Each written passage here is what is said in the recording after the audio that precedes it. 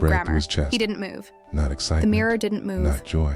The mountain but didn't peace. move. The kind She did. that only She stood into comes the cold. when you stop running. The decision Stood. left her bones like heat The up room a chimney. no longer felt empty. She stepped from her It felt cover, full not toward of the bowl, everything he had but along tried the to crest where every forget. vantage could see her body now and her hands could and the finally refusal forgive. inside them. He opened his eyes. She held the rifle high by Back its in his fore-end, bed, useless the as a candle banner. still burning For a beside heartbeat, him. nothing occurred.